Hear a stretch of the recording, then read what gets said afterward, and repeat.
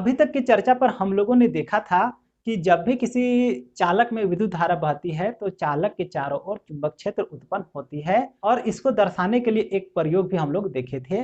उस प्रयोग में हम लोग एक कार्डबोर्ड लिए थे और वहां एक चालक तार को पार कर दिए थे और जब इसमें विद्युत धारा प्रवाहित किए थे तो इसके चारों ओर चुंबक क्षेत्र रेखाएं सकेंद्र वृत्तों के रूप में इस तरह से बने थे। यहाँ तक तो हम लोग देख लिए। अब बात ये उठता था कि इसका दिशा किधर है। तो इसका दिशा जानने के लिए सबसे शुरू में दिक्सूचक का यूज किया जाता था, लेकिन मैक्सवेल साहब आए और ये जो चुंबक क्षेत्र रेखा जो बने ना, इसका दिशा निर्धारित करने के लिए बहुत ही आसान टेक्निक बताए और उसी टेक्निक का नाम रखा गया दक्षिण हस्त अंगुष्ठ नियम या तो केवल दक्षिण हस्त नियम। तो यह नियम को किसने दिया था? तो मैक्सवेल साहब दिए थे। और इनका क्या कहना था तो उसको चलिए समझते हैं।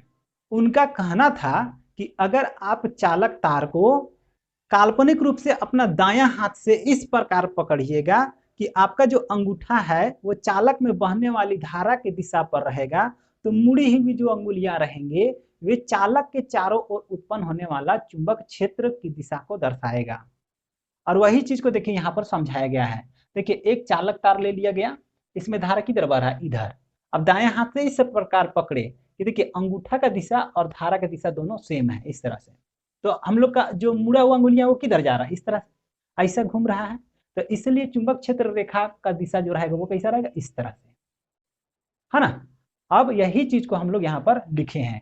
क्या लिखे हैं चलिए देखते हैं। यदि हम किसी धारावाही चालक को अपनी दायां हाथ से काल्पनिक रूप से इस प्रकार पकड़े कि अंगूठा चालक में बहने वाली धारा की दिशा में हो, तो मुड़ी हुई अन्य अंगुलियां चालक के चारों ओर उत्पन्न चुंबकीय क्षेत्र की दिशा को दर्शाएगी।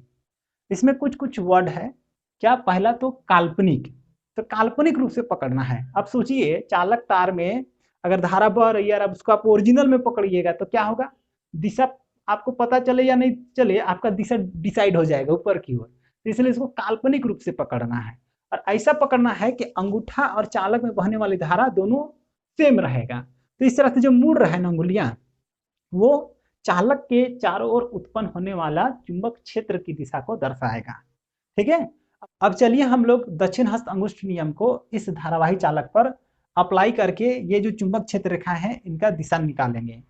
तो हम लोग का देखिए जो धारा है वो किधर जा रहा है? नीचे।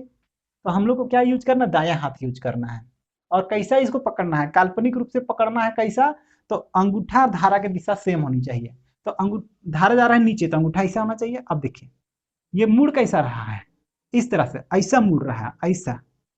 तो इसलिए इसमें जो ये चुंबक क्षेत्र रेखा जो गोल गोल उत्पन्न हो रहा है ना, वो कैसा रहेगा? किस दिशा में रहेगा? तो ऐसा रहेगा। ये देखिए, तो इसका दिशा ये हो गया, है ना। एक चीज और मैं बता दूं, क्योंकि चुंबक क्षेत्र रेखा का दिशा और चुंबक क्षेत्र का दिशा दोनों सेम रहता है, इसलिए अगर आप इसको बोलिएगा चुंबक क्षेत्र रेखा की दिशा या तो चुंबक क्षेत्र की दिशा, तो दोनों का अर्थ सेम हो जाएगा। ठीक है।